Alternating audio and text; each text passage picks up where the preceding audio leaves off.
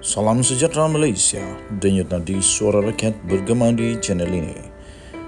Jangan lupa tekan butang subscribe, like dan share. Malaysia kita punya, cintai Malaysiaku, kita jaga kita.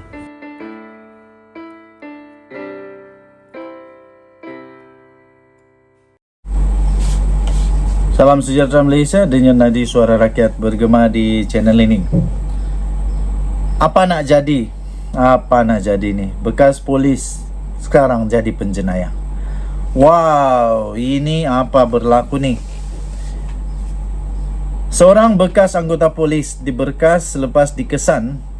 Beliau terbabit dengan kes samun berkumpulan yang menggunakan pisau. Ketua Polis Daerah Melaka Tengah, Asisten Komisioner Christopher Patit berkata, suspek yang berusia 35 tahun itu disahkan ditahan oleh sepasukan polis dari cawangan siasatan khas D9. Ibu pejabat polis daerah IPD Melaka Tengah di sebuah rumah di Tangga Batu, Tanjung Kling di sini jam 12 tengah hari semalam. Menurutnya, suspek yang berusia 35 tahun itu dikatakan telah menyerang seorang penjual sayur berusia 25 tahun ketika mangsa sedang meletakkan kenderaan di hadapan rumah di Taman Bukit Cheng Sabtu lalu. Suspek yang menunggang motosikal bersama seorang lagi rakan telah mengacukan pisau di leher mangsa dan mengarahkannya untuk menyerahkan wang serta barangan yang berharga. Akibat kerana terlalu ketakutan, mangsa itu telah menyerahkan wang tunai sebanyak RM400 dan telefon bimbit.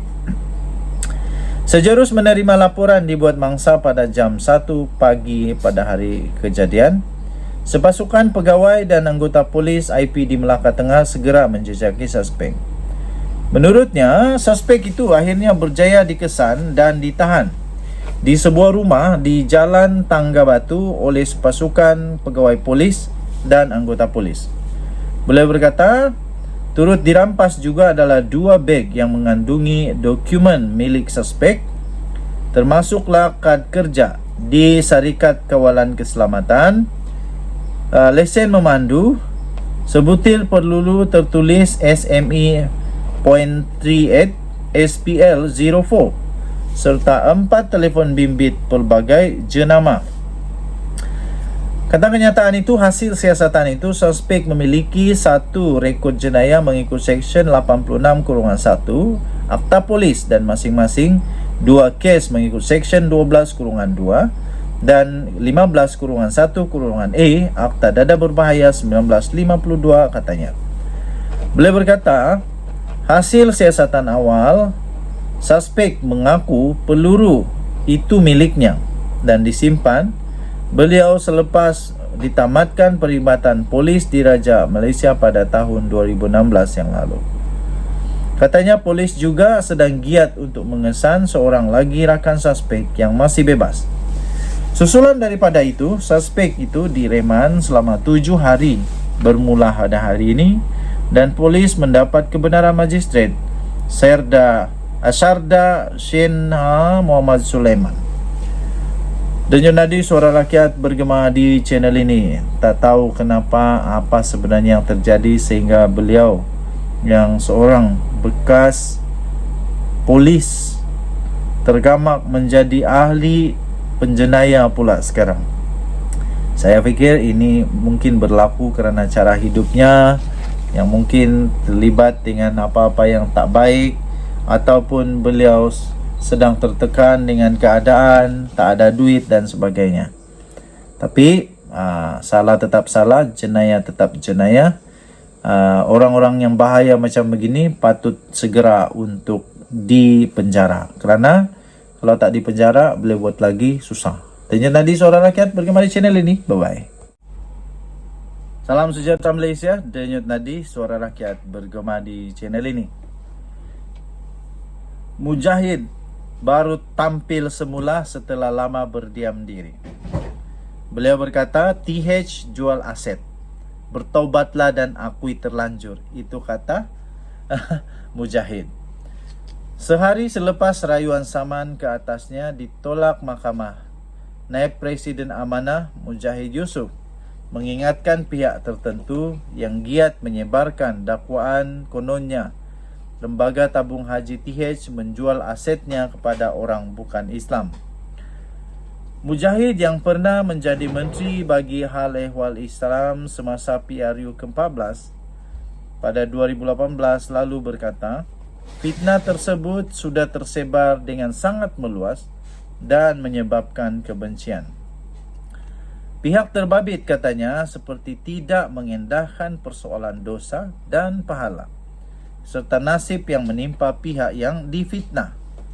Dia juga menegaskan persoalan yang dibangkitkan itu bukan membabitkan dirinya secara pribadi sahaja, sebaliknya melibatkan pihak yang lebih ramai dan meluas. Katanya dalam satu ciapan beliau di dalam Twitter, beliau berkata bukan soal saya saja, tetapi persoalan umat. Pohon maaflah kepada TH milik umat ini. Beristighfarlah kepada Allah dan taubatlah. Katanya dalam satu ciapan di Twitter pada hari ini. Saya pun tak pasti kenapa fitnah tak pernah lekang, tak pernah habis di Malaysia ini. Suka sangat buat fitnah. Sudah kalah, minta maaf buat fitnah lagi. Fitnah telah tersebar dan kebencian meluas, kata Mujahid dalam Twitternya itu. Soal dosa pahala, mangsa fitnah, TH yang difitnah, bukan soal saya tapi soal umat. Pohon maaflah kepada TH milik umat ini. Istighfarlah kepada Allah dan taubatlah. Akuilah para penyebar anda telanjur. Allah Maha Pengasih katanya. Lepas itu ada satu tangkap layar. Mahkamah buktikan ulama PAS memfitnah di dalam masjid. Itu tangkap layar dia lah yang disertakan di dalam Twitter itu. Ustadz Dusuki Abdurrani menuduh tabung haji menjual aset kepada bukan Islam ketika berceramah di dalam masjid. Akhirnya itu dibuktikan di mahkamah dengan Dr. Mujahid menang saman fitnah. Ulama PAS Dusuki Rani diperintah membayar kos sebanyak RM11,000. Jadi ternyata beliau telah memfitnah. Mahkamah membuktikan dia memfitnah. Jadi itu sebabnya Mujahid kata bertaubatlah dan kalau saya berhenti, jangan buat lagi. Mengiring kenyataan itu ialah rakaman audio Mujahid mengulas mengenai keputusan yang dibuat oleh Mahkamah Tinggi Shah Alam semalam. Pada Februari 2020 yang lalu, bekas timbalan Ketua Dewan Ulama PAS Selangor, Ahmad Dusuki Abdurrani, mendakwa langkah yang diambil TH untuk memindahkan hak milik 4 hotel agensi itu sebagai suatu pengkhianatan besar dan jahat terhadap umat Islam di negara ini. Menganggap langkah berkenaan yang diambil kerajaan PH ketika itu sebagai menstrukturkan semula TH sebagai tidak logik.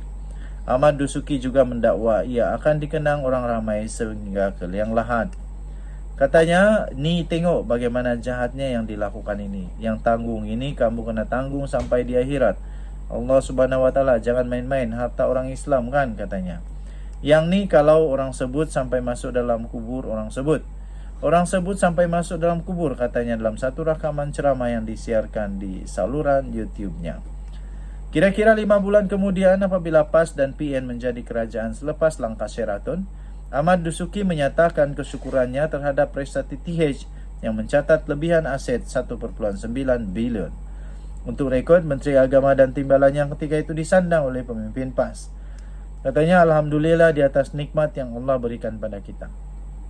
Semoga TH lebih berdaya saing untuk masa akan datang selain dapat digunakan kerajaan untuk meningkatkan ekonomi ketika negara kita dihimpit wabak COVID-19 katanya. Ahmad Dusuki pada 2022 mengemukakan saman ke atas Mujahid selepas dia menganggap siapan pemimpin amanah itu bersifat memfitnahnya. Bagaimanapun hakim di Mahkamah Seksyen Shah Alam menolak saman Ahmad Dusuki. Bekas calon PAS dalam PRU14 itu juga diarahkan untuk membayar Rp11.000 sebagai kos kepada Mujahid. Ahmad Dusuki kemudian membuat rayuan berhubung penolakan tersebut di Mahkamah Tinggi Shah Alam. Sekali lagi permohonan tersebut ditolak oleh mahkamah semalam. Ahmad Dusuki kemudian diarah membayar kos guaman Mujahid sebanyak Rp7.000. Kata Mujahid, dengan terbuktinya dakwaan dibuat ke atas TH sebelum ini adalah fitnah, wajarlah mana-mana pihak yang membuat tuduhan serta menyebarkannya bertaubatlah. Kata Mujahid, istighfarlah kepada Allah dan bertaubatlah. Akuilah para penyebar bahwa anda terlanjur kerana Allah Maha Pengasih, katanya. Tambah bekas ahli Parlimen Parit Buntar itu lagi, keputusan Mahkamah Tinggi semalam juga berjaya mengembalikan maruah TH yang berdepan dengan pelbagai tuduhan sebelum ini. Hentikan fitnah politik ini yang terbukti ia suatu pembohongan besar dalam sejarah TH, katanya. Kemenangan ini mengembalikan maruah TH dan umat Islam, katanya. Denyut nadi suara rakyat bergema di channel ini. Bye-bye.